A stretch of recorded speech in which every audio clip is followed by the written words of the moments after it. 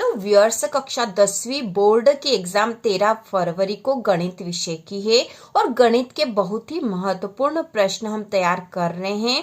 तो इसका जो पहला प्रश्न यह है, एक द्विघात बहुपद ज्ञात कीजिए जिसके शून्यकों के योग और गुणनफल क्रमशः ऋण 3 और 2 है।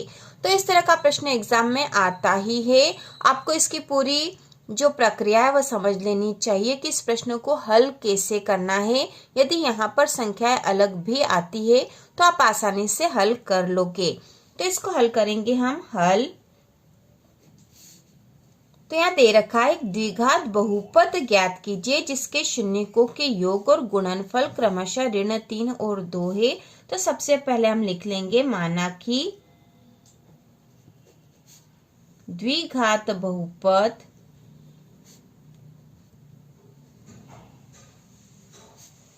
ax की घात 2 धन bx धन c बराबर 0 है।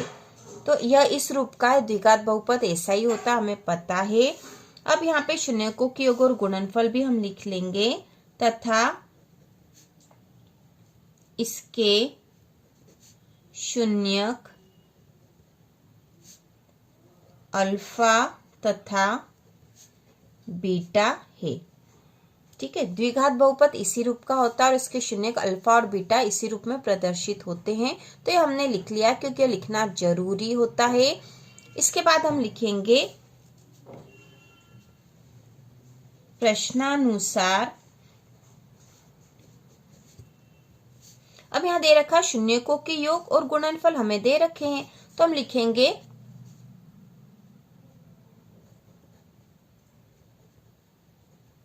शून्यकों का योग। ठीक है, शून्यकों का योग ऋण 3 दे रखा है बराबर ऋण 3। अब ये हमें पता है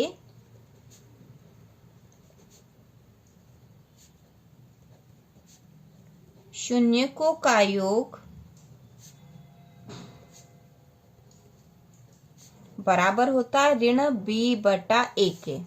ठीक है, ऋण b/a के बराबर होता है। और b a जो यहाँ पे हमने द्विघात बहुपद माना था, इसमें यहाँ पे देखो ये a है, ये b है और ये c है। ठीक है, ये हमें पता ही है a b c क्या है। तो यहाँ पे शून्यकों का जो योग होता है किसी भी द्विघात बहुपद का, वह ऋण b/a के बराबर होता है। तो यहाँ शून्यकों का योग हमें दे रखा ऋण 3, तो ऋण 3 बराबर ऋण b/a हो गया है। अब ये ऋण से ऋण कट जाएगा और इसके बटे कुछ नहीं तो हम 1 लिख देंगे। तो b बराबर तो 3 हो गया और a बराबर 1 हो गया यहाँ पर। तो इसके बाद हम आगे और कर लेंगे, उसके बाद a b c के मान हम रखेंगे। इसके बाद लिखेंगे, इसी प्रकार शून्यकों का गुणनफल बराबर 2 है। यह हमें प्रश्न में बता रखा है और यहां हम लिख देंगे फिर से, हमें पता है शून्यकों का गुणनफल बराबर होता है c/a के। ठीक है, शून्यकों का गुणनफल होता है c/a। अब यहाँ पे शून्यकों का गुणनफल हमें दे रखा 2 बराबर c/a। अब 2 के नीचे कुछ नहीं, मतलब a लिख दिया हमने। तो यहाँ देखो, यहाँ पे b के सामने 3 था, a के सामने 1, मतलब b बराबर 3, a बराबर 1, और यहाँ पे c के सामने 2 है, a के सामने 1 है, मतलब c बराबर 2 और a बराबर 1। तो हम यहाँ लिख देंगे, इस प्रकार हमें a b c के मान पता चल गए हैं। a बराबर 1 क्योंकि यहाँ दोनों में ही a का मान 1 था, b बराबर 3 तथा c बराबर 2 है। ठीक है, a b और c के मान आ गए हैं, इसलिए द्विघात बहुपद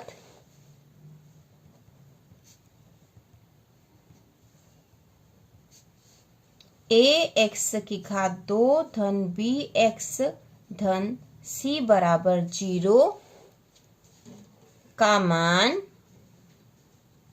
ठीक है, इसका मान क्या हो जाएगा, हम a b और c के मान रख देंगे यहाँ। तो a का मान 1 है तो 1 लिखने की आवश्यकता नहीं होती, तो इसको सीधा लिख देंगे x की घात 2। इसके आगे कुछ नहीं, मतलब 1 होता ही है, 1 अलग से नहीं लिखा जाता है। इसके बाद b का मान 3 है तो धन 3x धन c का मान 2 है तो बराबर धन 2 लिख देंगे। यहाँ पे c बराबर 2 है तो यहाँ 2 लिख दिया हमने, बराबर 0। तो यह हमें द्विघात बहुपद मिल गया है x की घात 2 धन bx धन c, और हमें यही ज्ञात करना था, द्विघात बहुपद ही ज्ञात करना था।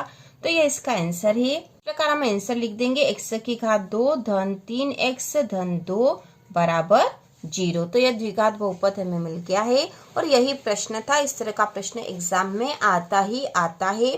इसी प्रक्रिया से आपको करना है, यही विधि होगी। चाहे यहाँ पर संख्या अलग भी आए तो भी आप इसी विधि से करना, ठीक है। यहाँ पर शून्यकों का योग होता है ऋण b बटा a, यह हमें याद रखना पड़ेगा। शून्यकों का गुणनफल होता है c बटा a।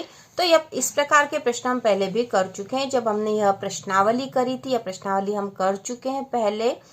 तो शून्यकों का जो योग है और उनका गुणनफल है, उसका सूत्र होता है, उसके अनुसार इसको हल करना था, आसानी से हल हो जाएगा।